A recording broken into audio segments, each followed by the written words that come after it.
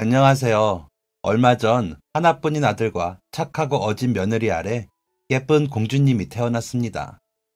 벌써 제가 손녀를 보다니 세월이 생각보다 참 빠르다는 생각에 헛헛한 마음도 들고 그동안 제가 어떻게 살았는지를 돌아보게 되어요. 저는 조금은 어린 나이에 결혼을 했습니다. 친구들 다 놀러 다닐 때 집에서 육아를 해야 했지만 어렸을 적부터 꿈꿨던 가정을 이루었다는 것이 행복했어요. 저의 꿈은 좋은 아내가 되는 것, 그리고 좋은 엄마가 되는 것이었으니까요. 남편과는 고등학교 동아리에서 만났어요. 그림에는 소질도 없던 제가 친구 따라 그림 동아리에 들게 되었고, 그때 저처럼 친구 따라 잘못 동아리를 든 사람이 또 하나 있었는데, 그게 바로 지금의 저의 남편이랍니다. 한참 공부를 해야 할 시기에 서로 눈이 맞아버린 저희는 동아리를 핑계 삼아 소심한 연애를 시작했습니다. 제 딴에는 그래도 꼭 20살이 되고 첫 연애를 시작하겠다는 혼자만의 요란한 규칙 같은 게 있어서 남편은 제게 사귀자고 하는 족족 퇴짜를 맞았었어요. 그래서 사귀는 사이는 아니었지만 시간 나면 함께 떡볶이도 먹으러 가고 라면도 먹으러 다니며 소소한 추억들을 쌓아갔답니다. 그러다 보니 훌쩍 고등학교 3학년이 되어버리고 말았어요. 남편과 저는 학업에 집중하면서 저절로 멀어지게 되었고 저는 문득 그런 생각을 하게 되었습니다. 어서 하루빨리 결혼을 해야겠다고요. 그렇게 20살이 되고 드디어 남편의 고백을 받아주게 되었을 때 저는 남편에게 말했어요. 난 오래전부터 사랑하는 사람을 만나게 되면 빨리 가정을 꾸리고 싶은 꿈이 있었다 라고 말입니다. 그 후로 남편은 하루에도 12번도 더 결혼에 대한 상상의 나래를 펼치며 저희의 미래에 대한 이야기들을 늘어놓았어요. 철없던 시절 그저 함께 맛있는 걸 먹는 것만으로도 좋았던 사람이었는데 벌써 함께 할 미래에 대해 상상하고 또 그걸로 대화가 된다는 것이 정말 좋았습니다. 자식, 제법 나랑 통하는데? 하는 생각도 들었었고요. 좀 우습게 들릴지는 몰라도 그 당시 가장 많이 했던 생각은 내가 사람 하나 참 잘 봤다 하는 생각이었답니다. 그리고 1년 후 21살이 되었을 때 저는 어머니 앞에서 충격 선언을 하고야 맙니다. 엄마, 아빠, 내가 아무래도 하루빨리 결혼을 해서 꿈을 이루기부터 하고 봐야 할 것 같아. 나 승민이랑 결혼하게 해주세요. 부모님께서는 당연히 경악을 하셨습니다. 어머니께선 급기야 드라마에 나오는 아주머니들처럼 이마에 흰 두건 같은 것을 두르고 알아눕기도 하셨어요. 저는 그걸 보고도 단단히 홀린 사람처럼 고집에 고집을 또 부렸습니다. 지금 생각해보면 제가 그만큼이나 남편을 좋아했었나 하고 의아한 마음도 조금 들지만 그땐 당장 결혼하지 않으면 저희의 미래가 크게 망가질 것만 같은 불길한 예감이 들었었어요. 너무 좋아하니까 막연하게 결혼을 해야 이별하지 않을 수 있겠다는 생각을 했던 것 같습니다. 남편도 같은 생각이었고요. 하지만 결혼은 현실이었고 고집만으로 해결되는 것이 아니었어요. 아버지께서는 알아놓은 어머니를 대신해 제게 따끔하게 말씀하셨습니다. 너희 둘이 결혼식도 길거리에서 잠자고 밥 먹는 것도 길거리에서 할 수 있으면 그러면 하거라. 그런데 그게 싫으면 일단 돈부터 벌고 다시 생각해봐라. 평소 제가 뭔가를 잘못하거나 해서 혼이 날 일이 있어도 아버지께서는 결코 제게 뭐라고 하시는 법이 없었는데 21살이 되고 나서야 그 일로 인해 아버지의 환한 얼굴을 보게 되었습니다. 그래서 그대로 포기하고 부모님 말씀을 들었냐고요? 아니요. 양가 부모님들의 반대에도 굴할 수 없었던 저희는 함께 다시 머리를 맞대고 이 난관을 어떻게 헤쳐나갈지 고민에 고민을 또 했답니다. 그러다 문득 수능이 끝나고 아르바이트를 하면서 모은 돈과 1학년 때 학교 선배들한테 불려다니며 술 마시는 게 싫어 일부러 아르바이트를 하며 모아둔 돈을 떠올렸습니다. 둘이서 1년만 더 아르바이트를 하고 밖에서 쓰는 돈을 줄이면 결혼식은 할 수 있지 않을까 하는 것이 한참 고민한 저희 두 사람의 결론이었어요. 1년이나 더 버텨야 한다는 것이 한편으론 끔찍하기도 했지만 한 줄기 희망을 보고 나니 마음이 설렘으로 가득 찼습니다. 그래서 2학년 때는 데이트 한 번을 하지 않고 하루도 빠짐없이 아르바이트를 나갔어요. 그리고 여기까지 말씀드리면 모두가 설마 하며 생각하실 결혼을 마침내 하게 되었습니다. 다시 부모님을 설득하기 위해 이야기를 꺼냈을 때 여전히 반대를 하시긴 했었어요. 결혼식만 올리고 나면 그게 결혼인 줄 아느냐며, 집은 어떻게 하고 학교는 어떻게 할 거냐며 화를 내시던 아버지. 다 맞는 말씀이셨어요. 제가 생각해도 그때의 저는 정말 골치 아픈 딸내미였습니다. 학생이, 아직 번듯한 벌이도 없는 학생이 결혼을 해서 가정을 꾸린다는 것은 미친 짓이었어요. 그런데 그때는 그 미친 짓을 어머니를 울려가면서까지 고집했었는지 허락을 해줄 때까지는 한마디도 하지 않겠다며 몇 달이나 부모님과 대화를 하지 않고 지냈습니다. 그리고 결국은 부모님께서 허락을 해주신 것이죠. 그날 아르바이트를 마치고 남편이 저를 집까지 바래다 주었는데 그 모습을 아버지가 발견하신 겁니다. 네가 승민이냐? 무덤덤한, 그러다 말 어딘가에 상당히 날카로운 가시가 느껴지는 그런 목소리였어요. 깜짝 놀라 뒤를 돌아보고 승민이가 몸을 굽히며 큰 소리로 인사를 했습니다. 근데 승민이도 참 골치가 아픈 게 거기서 냅다 안녕하십니까 장인어른 하고 인사를 해버린 것이에요. 아버지께서는 그런 승민이를 어이가 없다는 듯 무표정으로 쳐다보시다가 들어와서 차 한잔하고 가라 하고 예상치 못한 말씀을 하셨습니다. 그때 제 마음속은 잔뜩 축제가 열리고 있었어요. 아버지께서는 워낙에 좋고 싫음이 분명하셨던 분이라 싫어하셨던 승민이를 집에 한 발자국도 들이지 않을 거라 생각했었습니다. 게다가 그때는 부모님과 저 사이에 냉전이 계속되고 있던 때였으니 더욱더 그랬어요. 저는 깜짝 놀라 휘둥그레진 눈으로 아버지를 쳐다보았고 아버지께서는 커다란 한숨 한 번과 함께 집으로 먼저 들어가셨습니다. 승민이는 잔뜩 얼어붙어 이마에 식은땀을 뻘뻘 흘려대고 있었지만 어쩐지 제 마음은 긴장되거나 불안하지 않았어요. 아버지께서 승민이를 내치시려고 불러들인 것이 아닐 거라는 믿음이 있었습니다. 그리고 역시나 제 예상은 맞아떨어졌죠. 놀란 어머니를 뒤로 하고선 아버지께서는 승민이가 집 안으로 신발을 벗고 들어가자 넓은 어깨를 열어 승민이를 한번 안아보셨습니다. 그리고는 어깨를 손으로 감싸지며 이렇게 말씀하셨어요.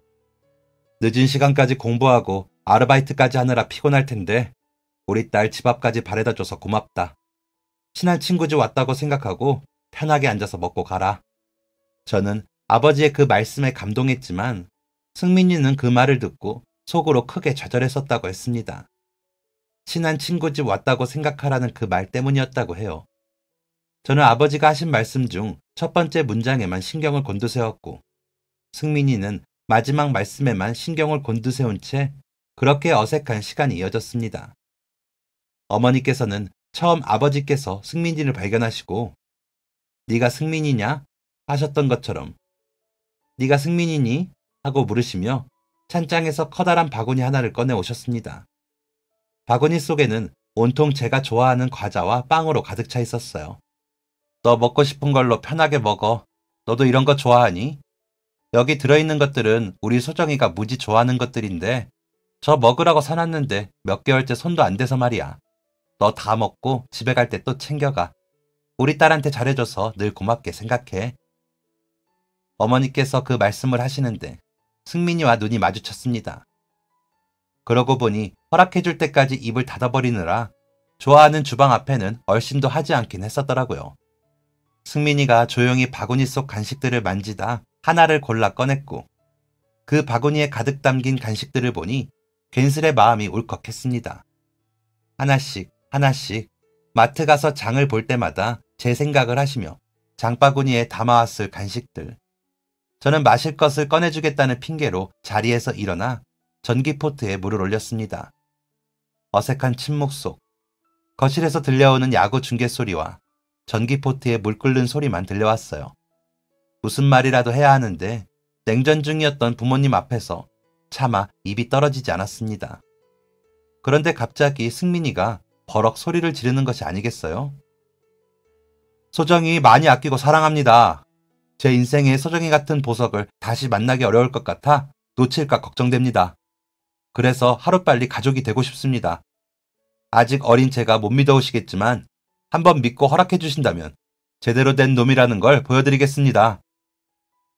긴장한 탓에 볼륨 조절을 하지 못했는지 승민이의 목소리가 집안을 쩌렁쩌렁 울렸습니다. 어머니께서는 그런 승민이를 안쓰러운 눈으로 바라보셨고 아버지께서는 승민이의 그런 당돌함에 웃음이 나오셨는지 바람 빠진 웃음을 지어 보이셨어요. 그리고 저는 드라마에나 나올 법한 승민이의 그 말이 너무 멋있어서 그 자리에 선 채 박수를 치고 말았습니다. 승민이가 찌릿 눈치를 줬지만요. 승민이는 끝내 자신이 던진 말에 대해 대답을 듣지 못했지만 그 당돌하고 우렁찬 연설은 제법 효과가 있었던 것 같았어요. 부모님께서 승민이를 만난 지 일주일째 되던 날 주말 저녁 학교 앞 레스토랑 주방 아르바이트를 가기 위해 집을 나서던 저를 어머니께서 불러 세우셨습니다. 승민이 내일 밥 한 끼 먹으러 오라고 해라.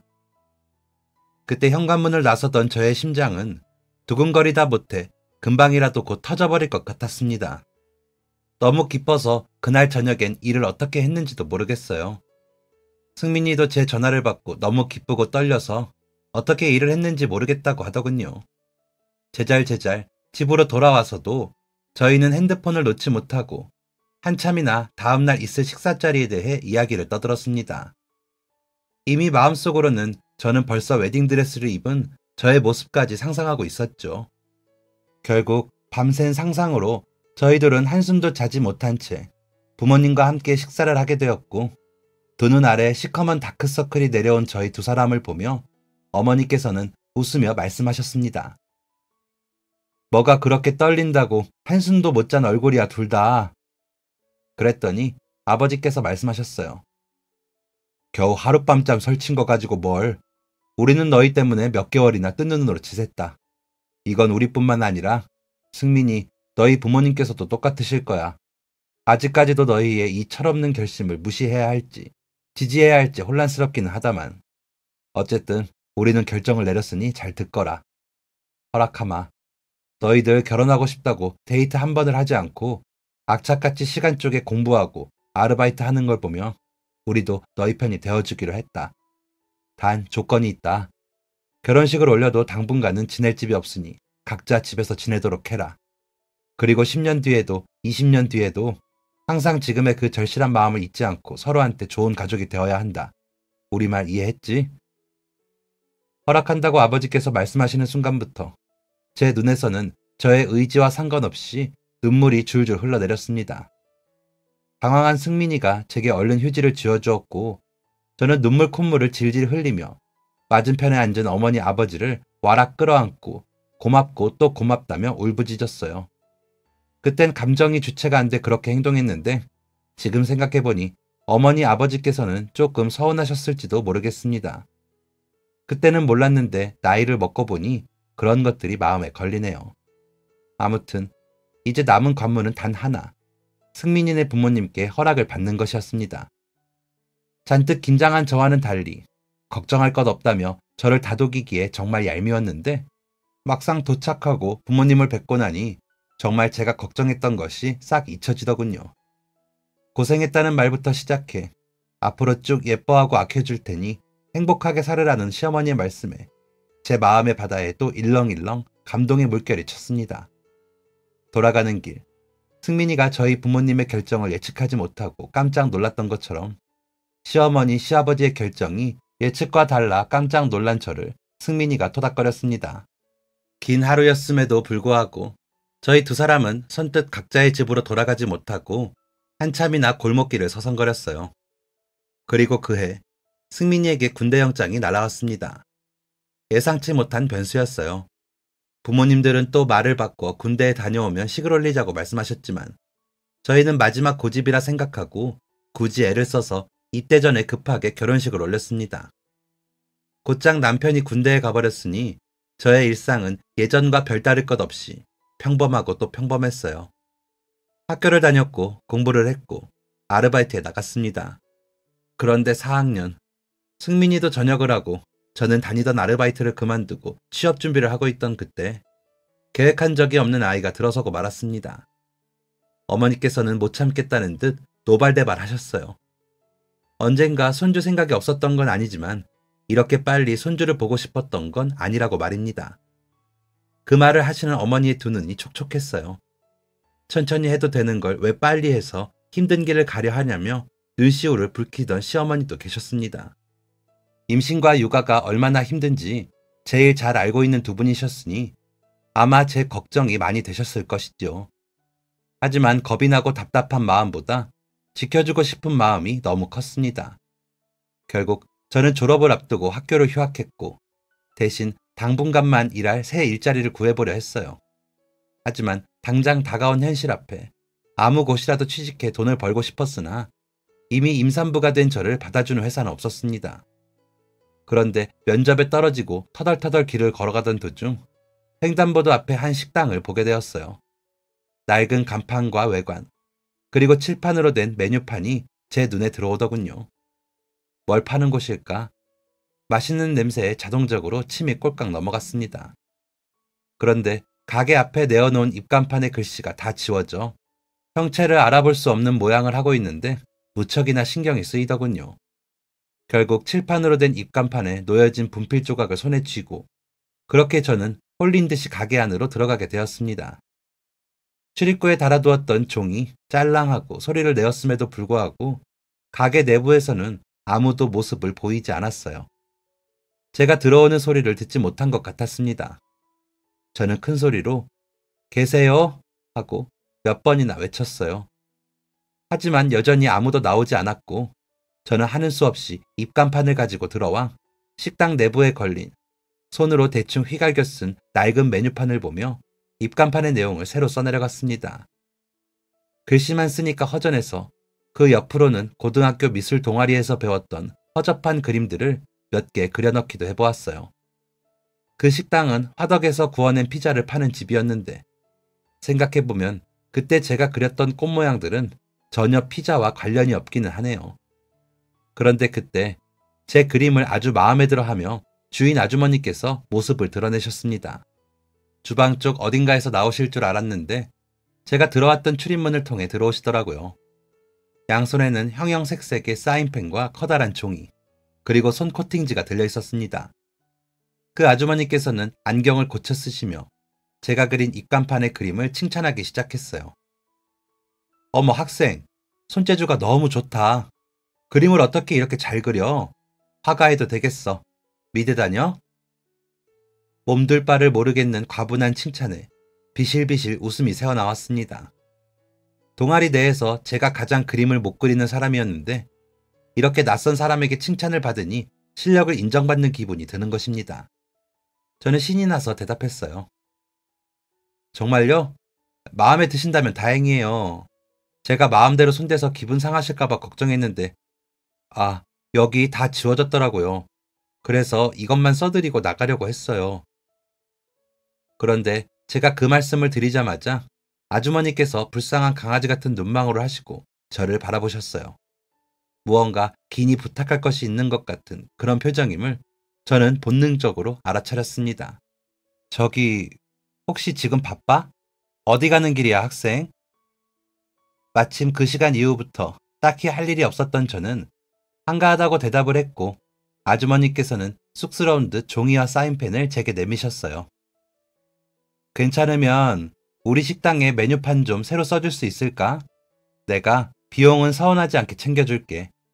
난 나이가 들어서 그런가 눈이 침침해서 글자 쓰기도 어렵고 또 손재주도 영 없거니와 글자도 악필이라서 부탁해도 될까? 가게에 들어와서 봤던 낡은 메뉴판을 고치려던 모양이었습니다.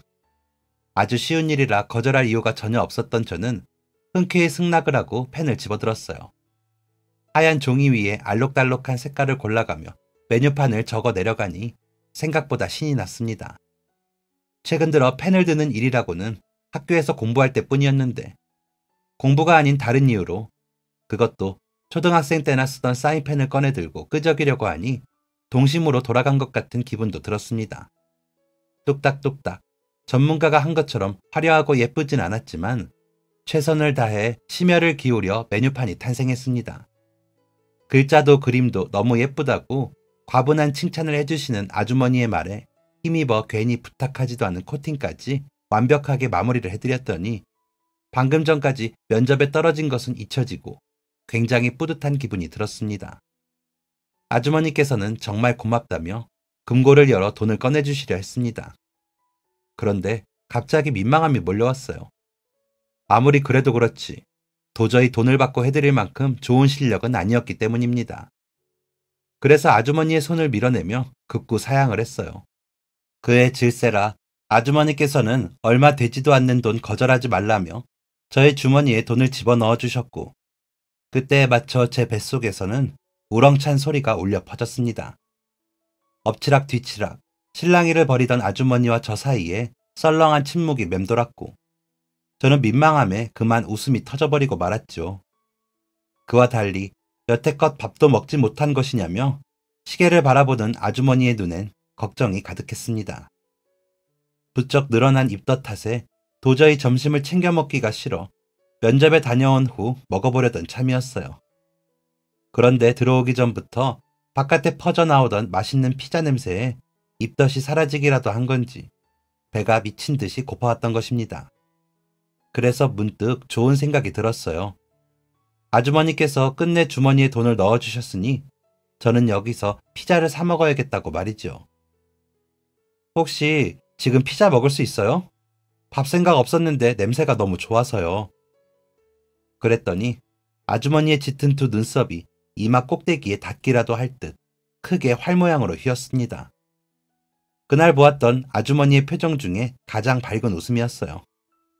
강호동의 엑스맨에 나오던 당연하지 게임처럼 당연하지를 외치던 아주머니께서는 주방으로 들어가 황홀한 냄새를 풍기며 뚝딱뚝딱 피자 한 판을 내어주셨습니다. 그리고 딱 한 입 베어 물었을 때 거짓말처럼 온몸에 소름이 쫙 돋아나며 감탄을 하고 말았어요. 화덕 피자라는 걸 처음 먹어봐서 그런지 기존에 먹던 두꺼운 빵의 피자보다 훨씬 부드럽고 바삭한 그 맛이 놀랍고 황홀했습니다. 먹기 전까지만 해도 입덧 때문에 먹지 못하면 어쩌지 하는 걱정이 무척이나 많이 됐었는데, 입덧은 싹 잊어버리고 피자 한 판을 순식간에 먹어치워버리게 된 것이에요. 아주머니께서는 피자를 돌돌 말아 한 입에 넣어버리는 저를 보며 감탄을 금치 못하셨고, 저는 참을 수 없을 정도로 끌리는 그 맛에 그만 저 2판만 더 주세요 라고 말해버리고 말았습니다. 그리고 다시 주문한 2판이 나왔을 때 한 판은 또 그 자리에서 먹어치워버리고 한 판은 집으로 포장해서 돌아갔어요. 아주머니께서는 기껏 챙겨준 돈보다 훨씬 더 돈을 많이 주고 가서 어떡하느냐며 다음에 꼭 다시 오라는 말을 하셨습니다. 그런 아주머니께 저는 꼭 다시 오겠다고 약속을 드리고 돌아섰어요. 그 후 하루 종일 입덧에 고생하고 자려고 눕기만 하면 그 피자가 생각나 혼이 났어요. 한 푼이라도 돈을 아껴야 하는 상황에서 먹고 싶을 때마다 피자를 사 먹을 수도 없는 노릇이었으니 참고 또 참았습니다. 그런데 일주일 후 믿을 수 없는 구인 광고를 보고야 말았어요. 회사에 입사하는 것은 포기하고 아르바이트 자리를 알아보려던 참이었거든요. 익숙한 위치에 익숙한 이름을 가진 식당, 컴퓨터 사용도 미숙하셨는지 아무런 정보도 자세한 설명도 없이 아르바이트를 구한다는 내용이었지만, 저는 반가운 그 이름을 보자마자 한 걸음에 그 식당으로 달려갔습니다. 저를 반갑게 맞이해 주시는 모습에 용기가 났어요. 인터넷에서 사람 구하신다는 글 보고 왔어요. 제가 나이는 어리지만 여러 아르바이트를 많이 해봐서 쓸만하실 거예요. 힘도 세고요. 그러자 아주머니께서 한박 웃음을 지으시며 손뼉까지 치시는 게 아니겠어요? 살짝 쑥스러웠지만 기분이 좋았습니다. 하지만 아주머니께서도 저의 임신 사실을 아신다면 표정이 달라지실 거라는 생각에 긴장이 되었습니다. 근데 제가 지금 임신 중이라서요. 괜찮으실까요? 떨리는 마음으로 질문을 드리자 이내 아주머니의 표정이 급속도로 굳어갔습니다. 누가 회색 물감으로 아주머니의 얼굴을 칠하기라도 한 듯 사색이 되어 걱정스러운 눈을 하고 어쩌다가 그랬냐고, 부모님은 아시냐고 물어오셨어요. 그러더니 할 수 있을 때까지만이라도 일을 하라며 내일부터 당장 나와도 된다고 하시는 것입니다. 기분이 찢어질 듯 좋았지만 아주머니를 속일 수 없다는 생각이 들었습니다. 그래서 구구절절 아주머니께서는 묻지도 않은 저의 이야기를 들려드리게 되었어요. 용감하네. 이런 거 보면 세상에 사랑이라는 게 진짜 있긴 있어. 응? 아유, 나는 그것도 모르고 학생이 결혼도 하기 전에 애가 들어선 줄 알고 딱하게만 봤어. 축하해. 결혼도 아이도. 제가 식당에서 아르바이트를 하는 동안 시댁에서는 감사하게도 남편과 제가 함께 지낼 수 있는 작은 전셋집을 마련해 주셨고, 저희 부부는 각자 부모님 댁에서 지내던 때보다 더 자주 얼굴을 보며 함께 태교를 할 수 있게 되었어요. 시어머니께서 우리도 다 작은 집에서 시작했지만 너희들 다 키우고 행복하게 살고 있다 라며 해주시던 말씀은 저희 부부의 삶의 원동력이 되기도 했습니다. 하덕피자 가게 사장님께서도 꼭 엄마처럼 제게 잘 대해주셨어요. 챙김을 받고 예쁨을 정말 많이 받았습니다. 사장님께 감사한 마음이 들 때마다 저는 다른 음식들은 다 못 먹겠는데 하필이면 이 집의 피자만 맛있게 먹을 수 있는 것이 꼭 사장님과 저를 인연으로 만들어주기 위해 뱃속의 아이가 도와준 것만 같다는 생각을 했었습니다. 주방에서 피자 굽는 법을 배우고 하루 종일 피자를 굽고 그 가게 안에 있어도 속이 불편했던 적이 한 번도 없었어요. 정말 신기한 일이었습니다. 그렇게 저는 만삭이 될 때까지도 그 식당에서 아르바이트를 했고, 임신과 입덧으로 어디서 돈을 벌 수도 없었던 제게 사장님은 정말 감사한 분이었어요. 그러던 중 더는 일을 할 수 없는 상태가 되어 사장님께는 꼭 돌아오겠다는 약속을 남기고 본격적인 출산 준비를 하게 되었고, 아이가 태어나던 날 13시간의 진통 끝에 저는 비로소 제가 꿈꾸던 가족의 완전체를 이루게 되었습니다. 아이를 낳고 나서는 솔직히 어머니 생각에 많이 울었던 것 같아요. 이렇게 힘들게 낳아주셨는데 그동안 못나게 굴던 저를 보며 얼마나 속이 상하셨을까 하는 생각들, 그리고 조금이라도 더 일찍 잘해드리지 못한 것에 대한 후회들, 어머니께 상처 주었던 많은 말들, 엄마가 되어야만 엄마의 마음을 알 수 있다는 말이 무슨 말인지 뼈저리게 알게 되었습니다. 밤새 아이를 품에 안고 달래고 우유를 먹이고 잠을 설치는 매 순간순간마다 어머니를 생각했어요. 그 정도로 육아라는 것은 생각보다 더 힘들고 어려운 것이더군요. 그런데 설상가상으로 남편이 사고로 크게 다쳐 수술을 하게 되었습니다. 전역을 하고 학교까지 포기한 채 취업을 해서 어떻게든 잘 살아보려고 했는데 몸을 다치게 된 것입니다. 제법 크게 다치는 바람에 남편은 꼼짝없이 병원 신세를 져야 했고, 아이가 100일도 되기 전에 곁을 비운다는 것에 대해 미안했던 남편은 밥을 먹으면서도 울고 잠을 자면서도 울었습니다. 24시간 내내 돌봐야 하는 아이를 두고 병원에 있는 게 저한테 미안해서였습니다.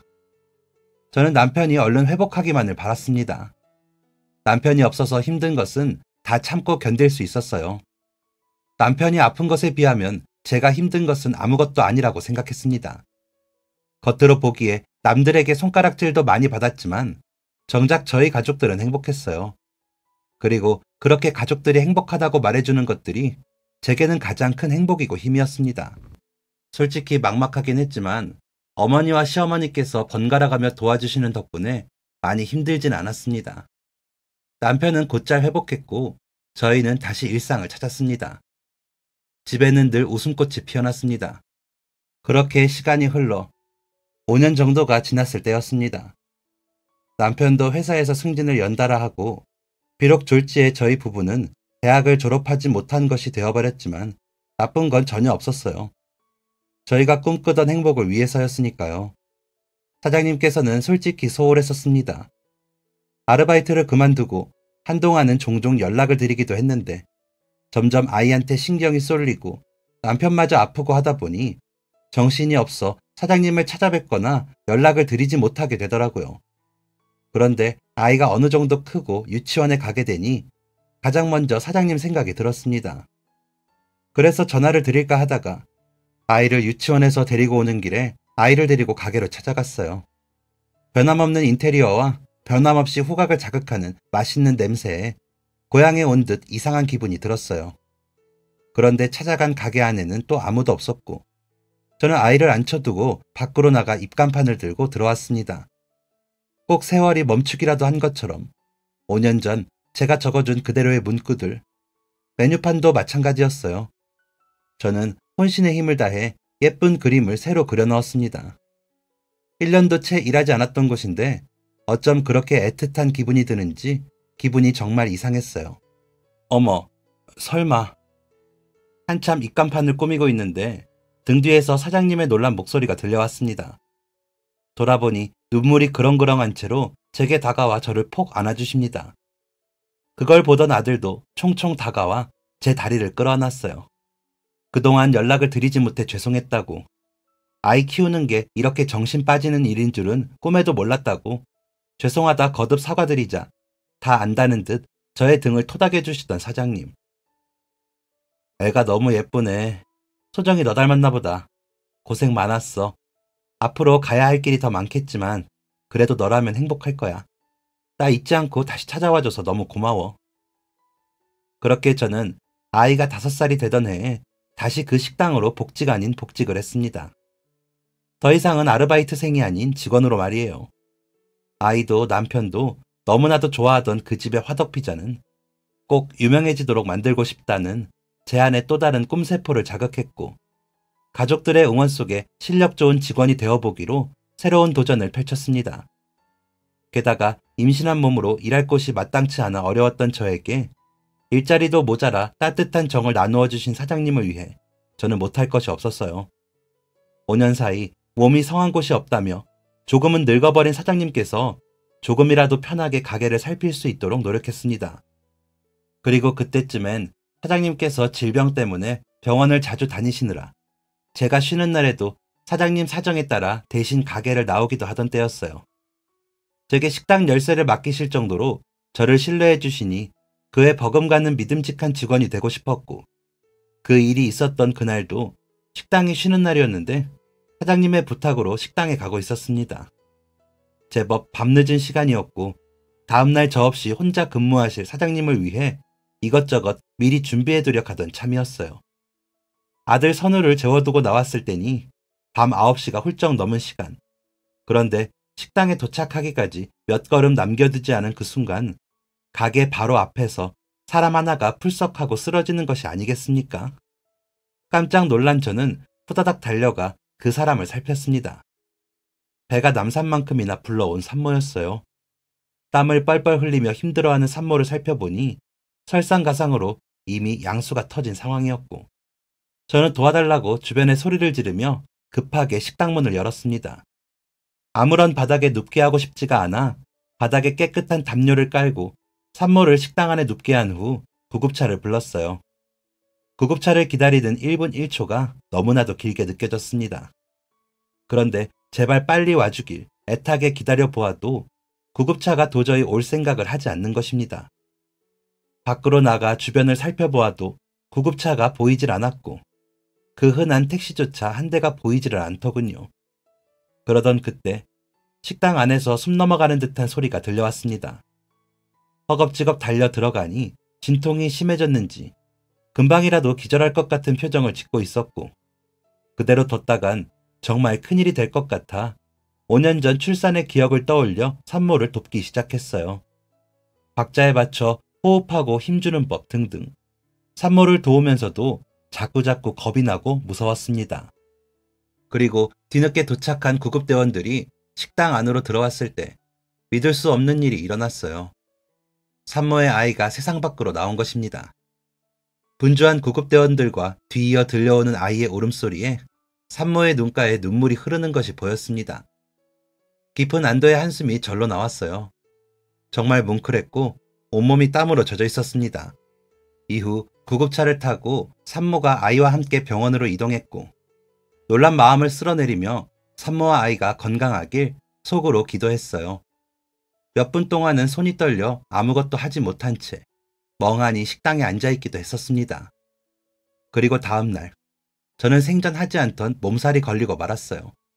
너무 긴장했던 탓인지도 모르겠어요. 다행히도 그날은 제가 쉬는 날이었는데 사장님께서 그냥 며칠 푹 쉬라는 말에 3일 정도를 정말 제대로 푹 쉬게 되었답니다. 그리고 제법 가벼워진 몸으로 다시 출근을 했을 때 사장님께서 기쁜 소식을 전해주셨어요. 며칠 전 산모의 남편 되는 사람이 정말 고마웠다며 식당에 찾아왔었다고요.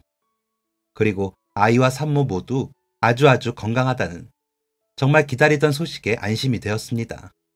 정말 다행이었어요. 그런데 그날 이후부터 식당에 조금씩 변화가 생기기 시작했습니다.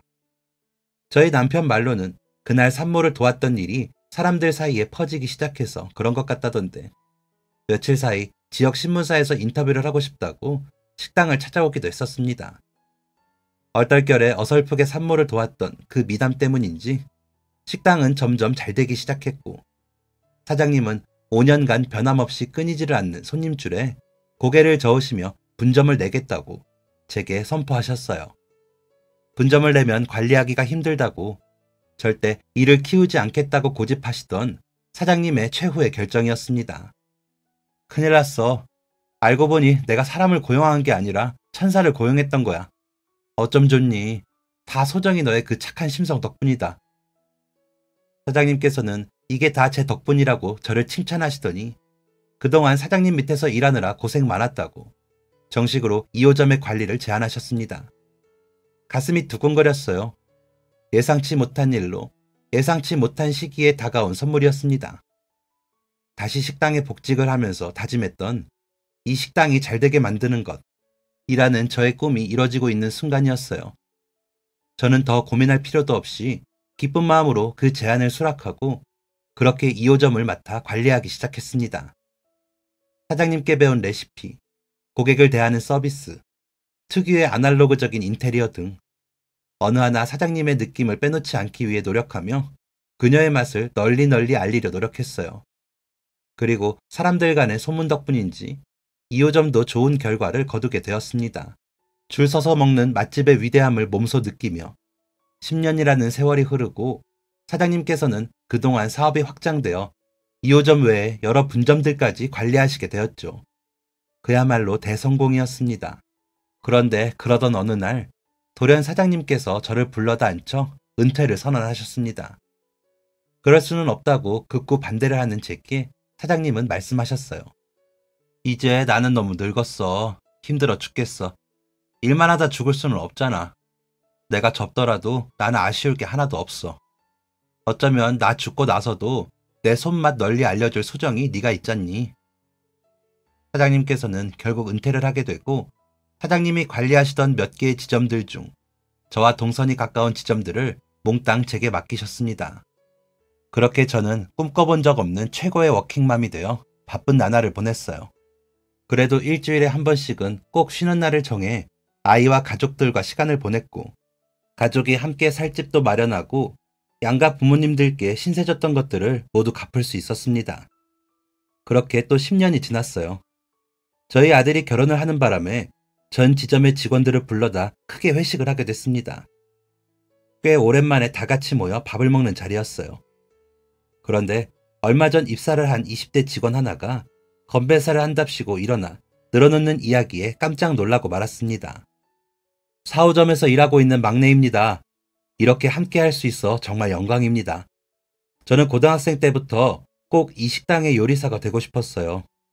제가 이 식당에서 태어났거든요. 저희 식당에서 태어났다고 말하며 쑥스러운 듯 귓바퀴를 긁는 직원의 얼굴이 묘했습니다. 사실 그동안 함께 일하면서는 그런 느낌을 전혀 받지 못했었는데 그 말을 들으니 자꾸 25년 전의 그 일이 생각나는 것입니다.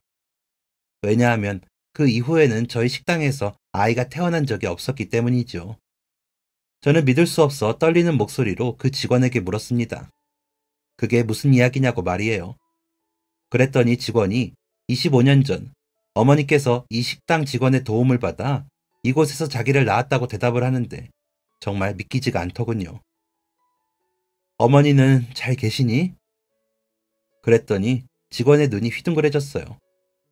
근래에 부쩍 눈물이 많아진 터라 자꾸만 눈물이 나오려 했습니다.